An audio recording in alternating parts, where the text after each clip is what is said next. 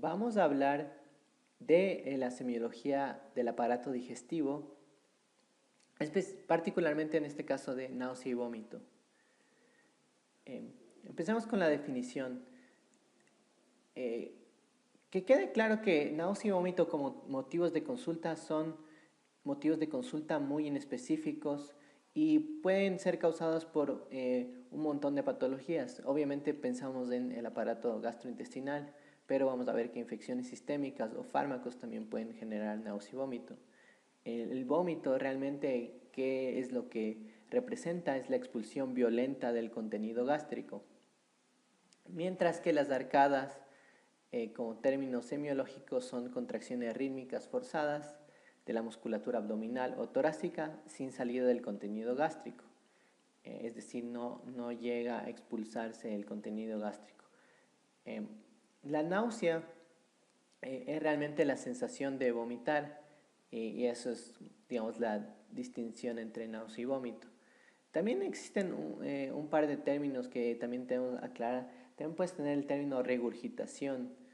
La regurgitación es retorno del contenido a la cavidad oral sin que exista esfuerzo ni náusea. Vamos a ver que en patologías como el divertículo de Zenker puede quedar el contenido de la comida atascado en algún divertículo y luego ese puede ser regurgitado, pero sin que haya habido náusea o vómito. Y hematémesis es hablando de que el material vomitado es de contenido sanguinolento. La hematémesis es rara vez benigna y siempre constituye una situación grave. ¿Cuál es la fisiopatología de la náusea y el vómito? Existen distintos mecanismos neurales, humorales, musculares somáticos y gastrointestinales. Establezcamos qué es lo que ocurre en la secuencia de vómito, pero cuando tenemos ya el estímulo de vomitar, hay un aumento de la presión intraabdominal por la contracción de tanto músculos inspiratorios, paraabdominal y diafragma que llevan a un aumento de la presión intraabdominal. Posteriormente va a haber relajación de los esfínteres esofágicos, del techo del estómago y la contracción del esfínter pilórico, justamente que van a establecer la dirección del contenido hacia la cavidad oral.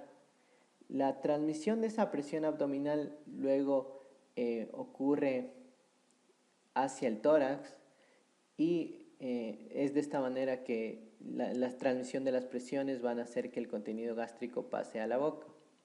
Muy importante, pero la elevación del paladar duro y el cierre de la glotis van a impedir que el vómito pueda llegar a la región nasofaringea y el cierre de la glotis va a impedir que llegue al aparato respiratorio. En los eventos gastrointestinales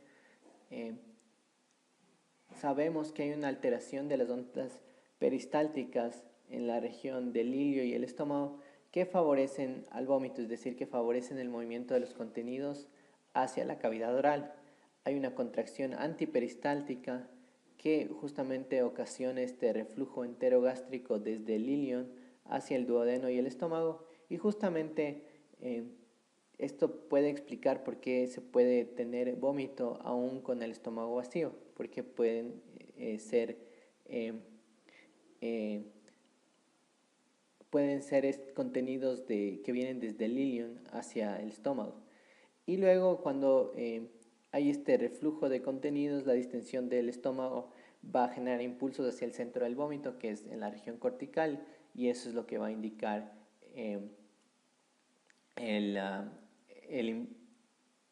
eso es lo que va a indicar que exista vómito.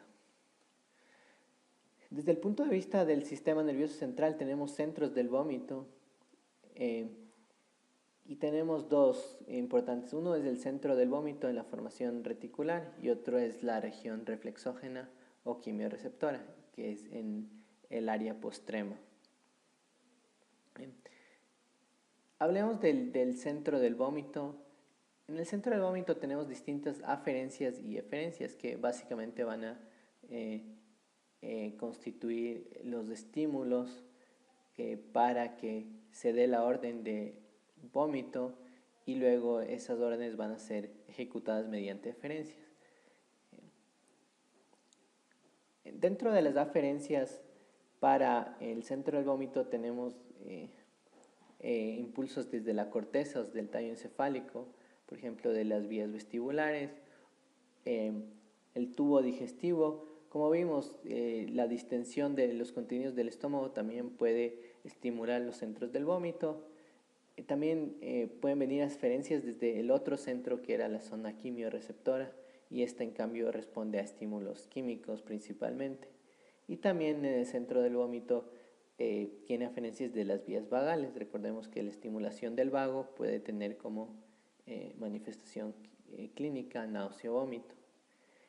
Y las deferencias del centro del vómito van a ser a través del nervio frénico, que puede actuar sobre el diafragma, los pares craneales, que igual pueden actuar sobre distintos elementos de la masticación o movimiento del tracto digestivo, los nervios espinales sobre los músculos intercostales y abdominales, y el nervio vago también, y las fibras simpáticas también van a actuar en cuestión de la musculatura visceral. La zona reflexógena o quimiorreceptora, en cambio, mencionamos que está en el área postrema, y la particularidad de esta región es que no posee barrera hematoencefálica, es decir, que le permite detectar de la circulación sistémica los distintos estímulos químicos que pueden estimularla. Y si se estimula la zona reflexógena, después va a mandar eferencias hacia el centro del vómito, y de ahí se va a ejecutar la orden de vómito. Tiene receptores de distintas sustancias: dopaminérgicos, muscarínicos para acetilcolínica, histamínicos, 5-HT3 son de serotonina, pero estos receptores también están en el aparato gastrointestinal. También puede responder ante estímulos metabólicos como la uremia o la cetoacidosis, o inclusive hipercalcemia, y eso les demuestra la gran cantidad de enfermedades que pueden presentarse con náusea y vómito. Estímulos bacterianos, por ejemplo, una neumonía o una infección de vías urinarias, también pueden dar náusea y vómito, igual que una gastroenteritis. Radiación, por ejemplo, los fármacos para quimioterapia dan como efecto adverso náusea, y eso se relaciona con los fármacos. En este gráfico tenemos el centro del vómito y la región quimiorreceptora, y vemos las distintas actores que van a funcionar como aferencias para la estimulación del vómito. Así que teníamos los receptores muscarínicos, tanto en la región quimiorreceptora como en el centro del vómito, pero principalmente en la región quimiorreceptora, y también tenían estímulos desde la corteza que también pueden influir en el vómito, y por supuesto estímulos viscerales del tracto gastrointestinal o inclusive desde el corazón, en el caso de que esté mediado por estímulos vagales. ¿Cuáles son los tipos de vómito? A veces se puede obtener sugerencias en la anamnesis de cuál fue el contenido del vómito. Es importante retener que la hematémesis o émesis en barra de café realmente nos sugiere la presencia de sangre, como por ejemplo una úlcera perforada, o en el caso de ruptura de varices esofágicas. La émesis en barra de café representa la sangre digerida por el jugo gástrico, y que ya no toma esa apariencia roja, sino toma esa apariencia, como menciona el término, más café. También puede existir un vómito fecaloide, es decir, de olor pútrido, y muchas veces representa sobrecrecimiento bacteriano. Puede ser una fístula enterocólica o una obstrucción colónica.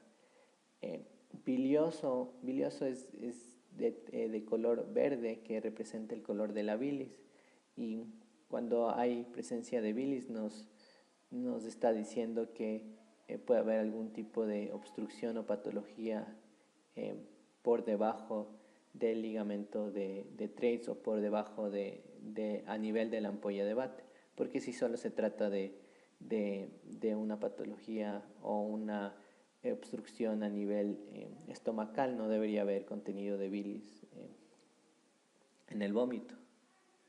¿Cuáles son algunas de las complicaciones del vómito? Puede haber desgarro de la mucosa en la unión entre el estómago y el esófago, y esto es lo que se llama el síndrome de Mallory-Weiss, y muchas veces se presenta con hemorragia digestiva y justamente con hematémesis. El síndrome de Borjev es un poco diferente del Mallory-Weiss en que hay una ruptura del esófago, hay una perforación esofágica, y eso puede representar un problema porque los contenidos, una vez que se rompen el esófago, pueden pasar al mediastino o al peritoneo. Y también una de las complicaciones comunes que se observa en ciertos pacientes son en el síndrome de aspiración, cuando hay neumonitis química o neumonía aspirativa. Como hemos dicho, la elevación del paladar y el cierre de la glotis impedían que los contenidos gástricos pasen al pulmón, pero puede ocurrir a veces en pacientes alcohólicos o en pacientes con deterioro neurológico que no existe ese reflejo y los contenidos gástricos pasan al pulmón. Ahí es cuando hay una neumonitis química por el ácido gástrico y una neumonía aspirativa porque los contenidos orofaringios que están llenos de bacterias van a pasar al pulmón y van a causar una neumonía e inclusive absceso pulmonar. ¿Cuáles son las causas de náusea y vómito? Pueden ser variadas y recordemos el gráfico sobre los distintos impulsos que pueden causar náusea, pero pueden ser infecciones sistémicas del aparato digestivo, pueden ser clásicas urgencias abdominales como peritonitis o apendicitis. El embarazo también es una causa conocida de náusea en el primer trimestre y eso está mediado por la elevación de beta-HCG. El infarto agudo de miocardio también era uno de las posibles manifestaciones de un infarto, generalmente de cara inferior, y tenía que ver con la estimulación vagal. Y drogas y fármacos también podían causar náusea y vómito, por ejemplo el alcohol. Los fármacos para quimioterapia también tienen como efecto adverso náusea y vómito. Esos son algunos ejemplos. Respecto a la anamnesis de náusea y vómito, como dijimos, realmente como motivo de consulta no es muy sugerente, pero con la enfermedad actual y cómo vayamos llevando la entrevista vamos a determinar cuál realmente es la causa de náusea y vómito, si es por una causa gastrointestinal o es realmente por algún efecto adverso de un fármaco. Ahí tenemos que preguntar los síntomas asociados y creo que es fundamental saber de entrada si es que nos orienta alguna patología gastrointestinal, como por ejemplo una gastroenteritis o una intoxicación alimentaria que se manifiestan con náusea y vómito. Otros síntomas que podríamos preguntar igual relacionados son pérdida de peso, que se relaciona a cáncer, vértigo, que puede ser uno de los síntomas asociados que explican la náusea sin que sea por una causa gastrointestinal. Y también, evidentemente, debemos preguntar si queremos descartar patología gastrointestinal, otros síntomas como diarrea, dolor abdominal, fiebre, que nos orientan a ese tipo de patologías. En el examen físico,